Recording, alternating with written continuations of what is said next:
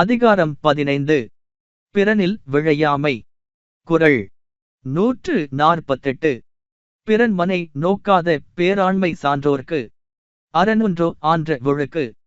பிறனுடைய மனைவியை விரும்பி நோக்காத பெரிய ஆண்மை சான்றோர்க்கு அறம் மட்டும் அன்று நிறைந்த ஒழுக்கமுமாகும். 148. Manly excellence, that looks not on another's wife, is not virtue merely, 'tis full propriety of life.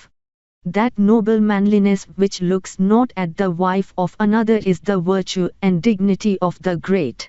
148. பிறன் மனை நோக்காத பேராண்மை சான்றோர்க்கு அறனொன்றோ ஆன்ற ஒழுக்கு.